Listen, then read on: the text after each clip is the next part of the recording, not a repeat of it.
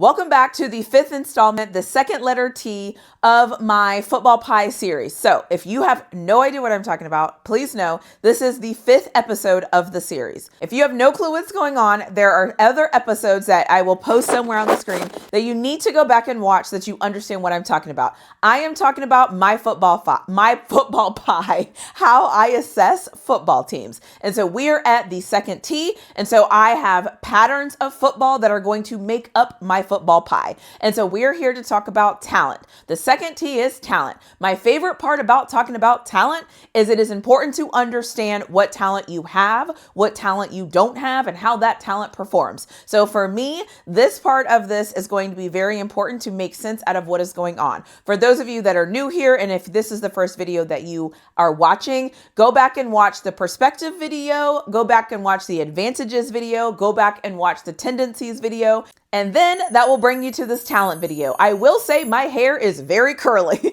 And so there's a lot I have going on here. So I just want to apologize that if I have a moment where I'm moving my hair because it's in the way. However, again, if you haven't watched the other videos, make sure that you watch this video so this video makes sense. I'm going to get to the other side of this video and I am going to talk about the talent, why it matters, and how it fits into my assessment on my football pie.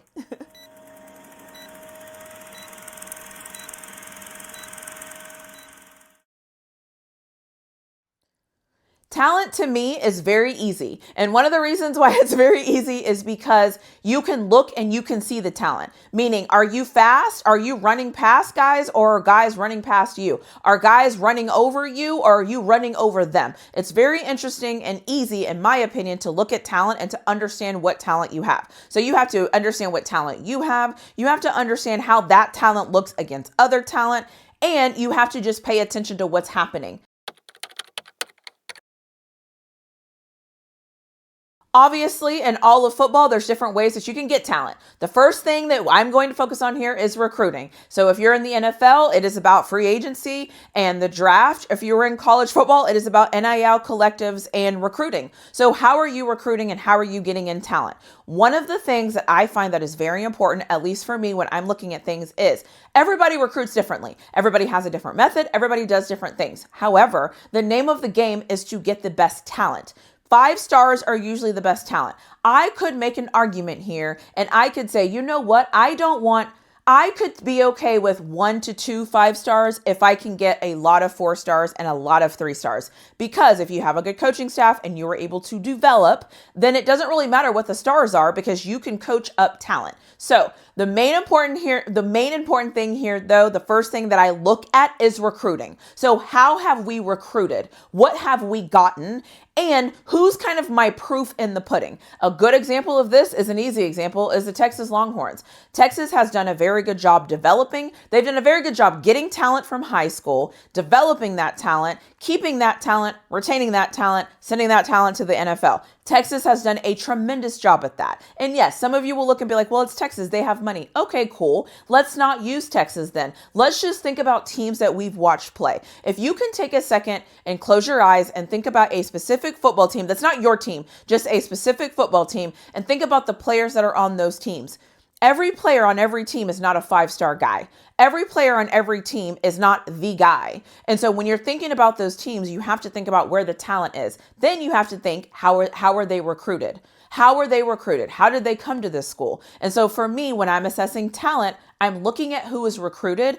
And this might be a little bit of an unpopular opinion, but for college, I actually like to see teams that have at least 4 to 5 guys on their team that have been at their team longer than a year. That might be my personal opinion, but usually when I'm assessing my team against a team, I'm looking at how long that team's talent has been there, how long they've been listening to the same coaches, how long they've been on the same track. Because for me, talent is a very good indicator on who's going to win a game. Like I said at the beginning of this, if you're a team where the somebody is always running by you or running over you or running through you and they have better talent than you, it's going to be very hard for you to win a football game. It's not impossible, but it's going to be very hard.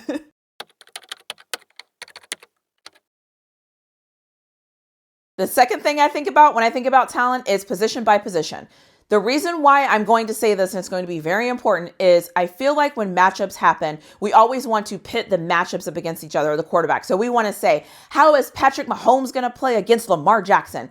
The truth is, they don't play against each other. That is all for advertising. It's fake. It's not real. What I want to see is, how do my running backs fare against their linebackers? How do my tight ends look against those linebackers? How do my receivers look against those corners? That is how I assess my football teams when I am looking at their competition. How do my receivers fare against these corners? How does my offensive line look against this defensive line? How does my quarterback look against the pass rush? I don't compare quarterback on quarterback. I think that's wasteful. For example, when Nebraska played Colorado this year, a lot of people were like, Nebraska's not going to beat Colorado because Nebraska has a freshman quarterback. That means absolutely nothing to me. It's not about quarterback on quarterback because they don't go against each other. It is about how that quarterback is going to play against a defense or in the reverse. So for me, whenever you're looking at talent, the talent is against the talent that you're going to go against, not quarterback versus quarterback,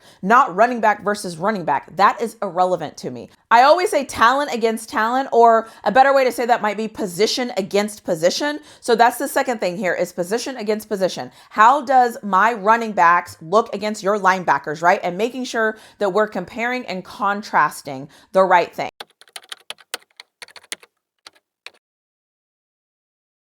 The next thing is, the third thing I'm going to say is tackling. Just basic tackling. Can my team tackle?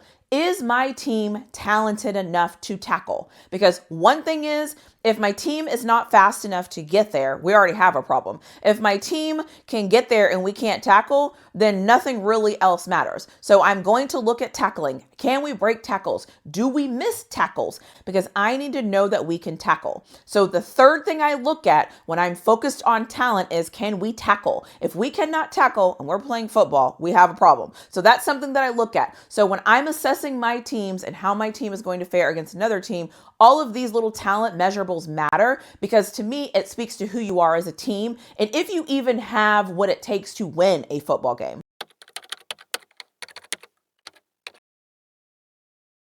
The last thing I'll say here, and I'm going to tie both of these together, is just the production and the toughness. So the reason why I'm tying these two things together is usually you have to be tough to have production. And usually if you have production, you're tough, right? So they kind of go together. And what do I mean when I say production? Are you somebody on a field that just doesn't get a lot of stats?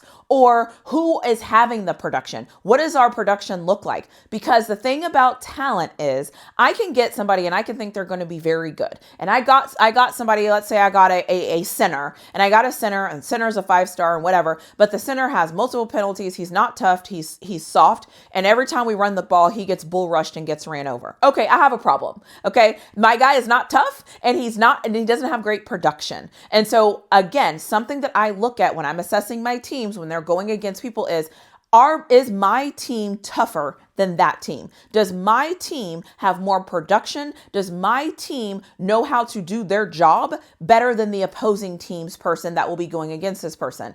Because this is how I assess things.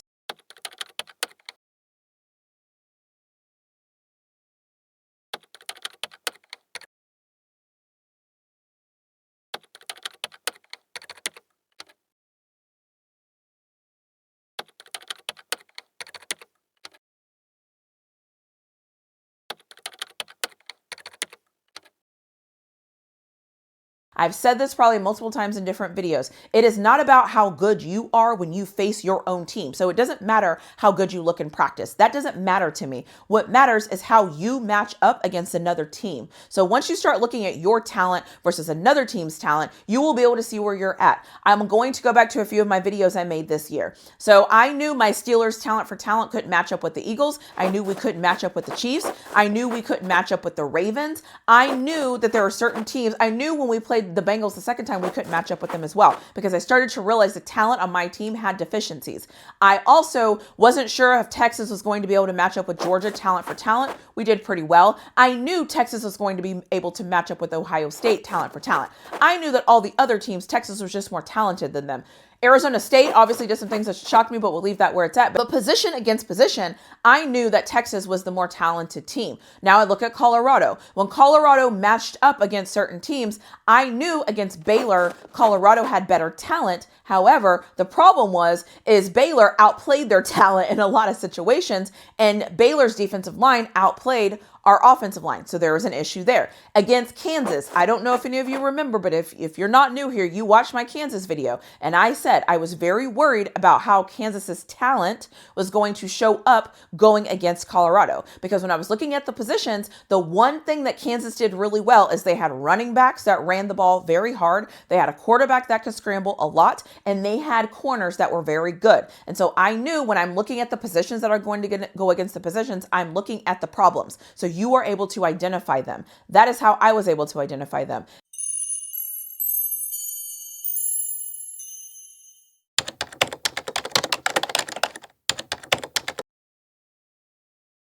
And in my notes, I have a couple of areas where there were certain games where I said, I am looking at this matchup and I'm looking at the talent that's going to go against each other, because that is going to tell me if I think my team has a chance. Again, the eye test, all the different things that I've talked about leading up to this point matter too. However, if you don't have the talent, it's going to be very hard for you to win football games. So I will stop rambling. I will end this tea here. We're about the halfway point of my patterns of how I look at football. And so we're just slowly filling out my little pie, and we're slowly kind of making sense of how my brain is working and how I'm looking at these things. I hope this is starting to make a little bit of sense of how I'm formulating this pie, because like I've said before, there's so many ways that you can look at football. I have realized though, in order for me to make sense of the things I need to make sense of, these are the ways that I look at football. And this is the way that I figure out when it's 11 versus 11, how am I going to assess my team? When it is 11 on 11, what do I need my team to do in order to win? Because I want to win games. I want to win games. I want to win games. However, if I happen to lose a game, I'm going to look back at some of these things and say, oh, right. Okay. The tendencies. Oh, right. Okay. Our coaching didn't make good decisions. Oh, right. Right. There's all these different things. So that is what this is all about. So if you made it to the end of this second T video, thank you. Again, if you're at the end and you're wondering what the hell I'm talking about, this is patterns. I have a P that is perspective. I have an A that is advantages, and I have another T that is tendencies. And now I have this T that is talent. So make sure that you go watch all of those videos, because they will give you a lot of information that you didn't know you needed to know. The next video that's going to be released is going to be the equalizers, and it's going to be all the things that can equalize a football game. So I've talked about all the different ways that you can win and some of the different things that can happen that will cause you to lose if it's not together. But when I talk about the equalizers, I'm going to talk about the things that none of us can really judge, or none of us really know if they're going to happen. But when they do happen, it throws everything off the rails. See you in my next video when we're talking all things equalizer when it comes to the patterns of my football pie. I'll see you in my next video.